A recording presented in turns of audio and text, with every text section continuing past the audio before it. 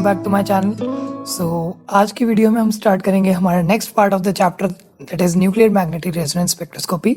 और इस वीडियो में हम डिस्कस करेंगे about magnetic equivalence of protons and rate processes. Right, अब हमें पता है कि हमारे पास जो मैग्नेटिक इक्विवेलेंस है मीन्स हमारे पास जो protons equivalent and non equivalent protons हैं, राइट, वो बहुत ज़्यादा ज़रूरी होते हैं हमें पता होने, ताकि हम देख सकें कि हमारे पास जो पीएमआर स्पेक्ट्रम है उसमें कितने सिग्नल्स आ रहे हैं और उनकी स्प्लिटिंग कैसे हो रही है। राइट, अगर आपने मेरी वो वाला पार्ट नहीं देखा वीडियो का, दैट वाज अ पार्ट 3, तो आप उसे जाके पहले वॉच कीजिए कि हमारे पास equivalent and non equivalent protons क्या होते हैं और इनको कैसे डिटरमिन किया जाता है। राइट, सो यहाँ पर हम पढ़ेंगे कि हमारे पास मैग्नेटिक इक्विवेलेंस का एक और रीज़न है।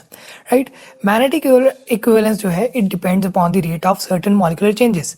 कौन से molecular changes? Like rotation around single bond and proton exchange. So ये मॉलिक्यूलर चेंजेस जो है हमारे पास क्या करवाते हैं, that they bring about a change in the electronic as well as protonic environment of a particular proton.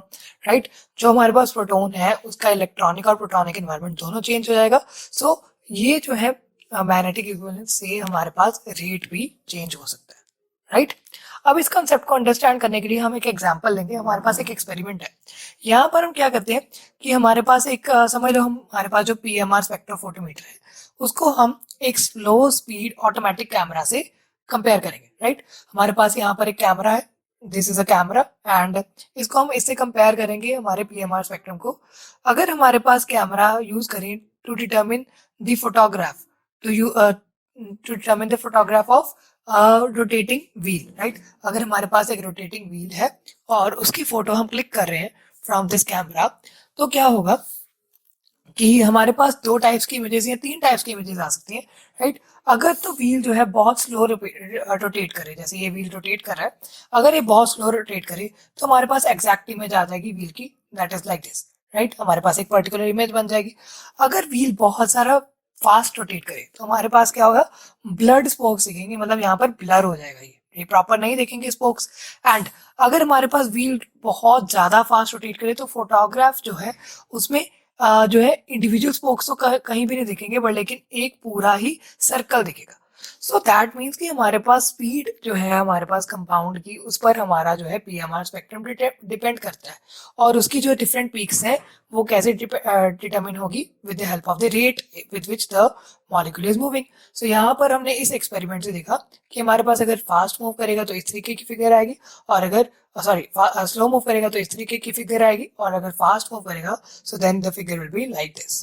Right, and इसके लिए हम कंक्लूड क्या कर रहे हैं कि अगर हमारे पास मॉलिक्यूलर चेंज बहुत स्लो हो रहा है तो पीएमआर स्पेक्ट्रोफोटोमीटर जो है वो प्रोटॉन की फोटोग्राफ जो लेगा वो हर एक एनवायरनमेंट की सेपरेट लेगा। राइट, एंड अगर हमारे पास मॉलिक्यूलर चेंज बहुत फास्ट हो रहा है, मतलब मॉलिक्यूल हमारा फास्ट मूव कर रहा है, तो स्पेक्ट्रोफोटोमीटर जो है हमारा वो डिस्टिंग्विश नहीं कर पाएगा चेंजिंग एनवायरनमेंट को, और जो वो फोटोग्राफ लेगा प्रोटॉन की इन इट्स एवरेज एनवायरनमेंट, मतलब एवरेज जो उसको एनवायरनमेंट दिखेगा जिसमें उसको ब्लर इमेज दिखेगी उस मॉलिक्यूल की, तो उसकी फोटोग्राफ वो हमें प्रोवाइड कर देगा। So that was the 2 points that PMR spectrometer observes. Right, so यहाँ पर क्या होता है कि हमारे पास रैपिड प्रोसेसेस कौन से अगर हो रहे हैं मॉलिक्यूल में, हमारे पास मेन जो प्रोसेस अगर हो रहा है दैट इज कॉन्फॉर्मेशनल चेंजेस, कि हमारे पास जो है मॉलिक्यूल की कॉन्फॉर्मेशन चेंज होती है। हमने छोटी क्लास में पढ़ा है कि हमारे पास 2 टाइप्स की कॉन्फॉर्मेशन होती है, एक स्टैगर्ड और एक एक्लिप्स्ड। राइट, बाकी गॉचे होती है, मीन्स बाकी जो इंटरमीडिएट होती है। अब हम यहाँ पर एक मॉलिक्यूल कंसिडर कर रहे हैं इथाइल ब्रोमाइड CH3CH2Br। अब यहाँ पर इसकी स्टैगर्ड कॉन्फॉर्मेशन देखते हैं कि हमारे पास हमने CH3 ये मॉलिक्यूल है, हमने कॉन्फॉर्मेशन तो पढ़ी हुई है। CH3 हमारे पास ये 3 H है और ये हमारे पास आगे है, और पीछे जो है दैट इज CH2 और उसके साथ Br भी लगा है। राइट, अब इसमें तीन कॉन्फॉर्मेशंस पॉसिबल हो सकती हैं जो कि एक दूसरे से कैसे डिफर कर रही है, जैसे कि इंडिविजुअल प्रोटॉन जो है इनकी पोजीशन ऑक्यूपाई करेगा विद रिस्पेक्ट टू ब्रोमीन। अब एक हमारे पास प्रोटॉन्स है कि बिल्कुल एंटी पोजीशन पर है ब्रोमीन के। राइट, तो वो वाली कॉन्फॉर्मेशन हो जाएगी। एक हमारे पास प्रोटॉन है जो वही वाला प्रोटॉन ब्रोमीन के पास चला गया, तो वो वाली कॉन्फॉर्मेशन हो जाएगी। और एक और प्रोटॉन जो है अगर वो ब्रोमीन के पास चला गया तो हमारी तीसरी कॉन्फॉर्मेशन हो जाएगी। मीन्स हमारे पास 3 कॉन्फॉर्मेशंस आर पॉसिबल, जिसमें कि मिथाइल प्रोटॉन जो है हमारे दो मिथाइल प्रोटॉन्स सॉरी एक मिथाइल प्रोटॉन एंटी होगा और 2 मिथाइल प्रोटॉन्स गौचे में रहेंगे, right. So that are the conformations. अब हमारे पास क्या होता है, जब एंटी प्रोटॉन जो है वो इक्विवेलेंट नहीं है टू द गौचे प्रोटॉन्स, क्योंकि उसका डिफरेंट इन्वायरमेंट है दैन दी गौचे प्रोटॉन्स, क्योंकि गौचे प्रोटॉन जो है वो तो ब्रोमीन के पास ही है, पर लेकिन एंटी प्रोटॉन जो है ब्रोमीन से बहुत दूर है। सो पीएमआर स्पेक्ट्रम जो है इनको डिस्टिंग्विश कर भी सकता है, नहीं भी कर सकता, पर लेकिन यहाँ पर हमने देखा गया पीएमआर स्पेक्ट्रम जो है इथाइल का वो एक ही सिग्नल दिखा रहा था। अब एक ही सिग्नल दिखा रहा था मतलब हमारे पास तीनों मिथाइल प्रोटॉन्स को वो इक्विवेलेंट सपोज कर रहा था, राइट। इसका मतलब हमारे पास जो तीनों हमारे पास प्रोटॉन्स हैं Ha, Hb और Hc, राइट, ये हमारे पास मैग्नेटिक के लिए इक्विवेलेंट है। क्यों इक्विवेलेंट है? बिकॉज ब्रोमीन जो है वो उसके में क्या हो सकता है, या तो वो बहुत फास्ट मूव कर रहा होगा या फिर उसके पास ब्रोमीन के जो मॉलिक्यूल्स है उनमें हमारे पास सिंपली जो उसकी स्पीड से हमारे पास उसकी रोटेशन चेंज होगी, राइट। तो इस वजह से हमारे पास क्या पता चला कि रूम टेम्परेचर पर जो तीनों कॉन्फॉर्मेशंस हैं वो एक दूसरे में इंटरकन्वर्ट होती हैं by rotation around carbon carbon single bond, और बहुत फास्ट रेट पर रोटेट होता है ये molecule, about 1 million times per second, right. बहुत फास्ट रेट है as compare to the speed of PMR measurement. So PMR spectrum जो है वो रिकॉर्ड करता है average environment of these protons, तो इसलिए वो 1 सिग्नल देता है। बट लेकिन अगर पीएमआर स्पेक्ट्रम हर एक प्रोटॉन का एनवायरनमेंट रिकॉर्ड करे तो वो 1 सिग्नल नहीं बल्कि 3 सिग्नल दे सकता है, राइट। सो हमारे पास इस टाइप का स्पेक्ट्रम आ सकता है।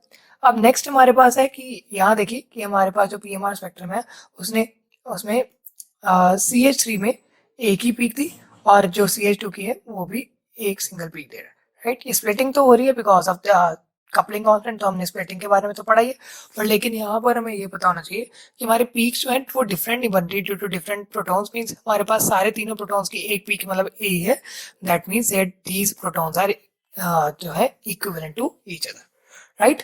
अब यहाँ पर एक और एग्जांपल है, जैसे हमारे पास साइक्लोहेक्सीन होता है। साइक्लोहेक्सीन में चेयर कॉन्फॉर्मेशन जो होती है ये हमारी चेयर कॉन्फॉर्मेशन है।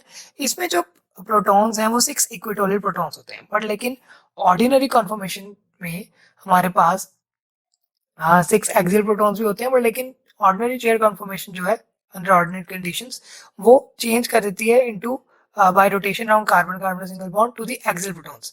मींस हमारे पास जो एक्सियल प्रोटॉन्स है वो इक्विटोरियल प्रोटॉन्स बन जाते हैं और इक्विटोरियल प्रोटॉन्स क्या बन जाते हैं, एक्सियल प्रोटॉन्स। तो रूम टेम्परेचर इंटरकन्वर्जन जो है वो एक्सियल और इक्विटोरियल प्रोटॉन्स की बहुत ज्यादा फास्ट होती है as compare to PMR measurement. So therefore PMR spectrum जो है वो एक 1 सिग्नल दिखाएगा ऑफ 12 प्रोटॉन्स, मतलब इनका सिर्फ एवरेज सिग्नल दिखाएगा जिसमें कि हमारे पास हाफ एक्सियल और हाफ इक्वेटोरियल प्रोटॉन्स होंगे। मींस वो हमारे पास जो है एक्सियल और इक्वेटोरियल का प्रॉपर डिस्टिंग्विश नहीं कर पा रहा because of the fast speed which which the molecule has changed, okay. अब नेक्स्ट हमारे पास लास्ट है कि एक्चुअल प्रोसीजर क्या होता है अगर we could decrease considerably the rate of rotation around carbon single bonds. So हम क्या कर सकते हैं कि हम रोटेशन डिक्रीज कर देते हैं कार्बन कार्बन सिंगल बॉन्ड के अराउंड। कैसे डिक्रीज कर सकते हैं? Bye lowering the temperature. तो मॉलिक्यूल जो है वो बहुत स्लो मूव करेगा। सो पीएमआर स्पेक्ट्रम जो है वो रिकॉर्ड करेगा इंडिविजुअल इन्वायरमेंट हर प्रोटॉन का। तो इससे क्या होगा कि हमारे पास जो है एक्चुअल प्रैक्टिस में हमारे पास जो है हर प्रोटॉन का डिफरेंट पीक आ जाएगी। तो एक्चुअल प्रैक्टिस में क्या होता है, साइक्लोहेक्सेन को हम कूल डाउन कर देते हैं और इसका स्पेक्ट्रम रिकॉर्ड कर देते हैं at decreasing temperatures. Single sharp peak होती है रूम टेम्परेचर पर, बट लेकिन ब्रॉडन हो जाती है जब हमारे पास 173 केल्विन टेम्परेचर आ जाता है, मतलब बहुत लो कर दिया टेम्परेचर हमने, राइट। तो स्पेक्ट्रम जो है वो क्लियर सेपरेटेड पीक दिखाता है एट लो टेम्परेचर्स बिकॉज यहाँ पर 2 नॉन इक्विवेलेंट प्रोटॉन से और जो कि एक दूसरे का सिग्नल स्प्लिट कर सकते थे। सो हमें ये पता चलता है कि हमारे पास अगर हम स्पीड स्लो कर दें हमारे मॉलिक्यूल की रोटेशन की तो हमारे पास डिफरेंट पीक्स आ सकती हैं, ओके। एट दिस टेम्परेचर अब इंटर कन्वर्जन जो है चेयर कन्फर्मेशन की वो टेक प्लेस तो करती है, बट लेकिन उनका रेट ऑफ इंटर कन्वर्जन बहुत स्लो हो जाता है। So as a result PMR spectrum जो है वो डिस्टिंग्विश कर लेते हैं एक्सियल और इक्वेटोरियल प्रोटॉन्स को, और इस वजह से वो प्रॉपर हमें पास स्पेक्ट्रम दे देता है। So that was all about the magnetic equivalence of protons and rate processes. हमने rate processes ऐसे ही पढ़ ली। अब ये चैप्टर हमारे पास नियर अबाउट यहाँ तक हमारे पास मेन टॉपिक से। अब हम नेक्स्ट वीडियो में पढ़ेंगे एप्लीकेशंस एंड उसके बाद हमारे पास इंटरप्रिटेशन देखेंगे कि इसकी इंटरप्रिटेशन कैसे कर सकते हैं पीएमआर स्पेक्ट्रम की। And so that was all about this video and thanks for watching this. Do subscribe to our channel for more videos and thank you so much.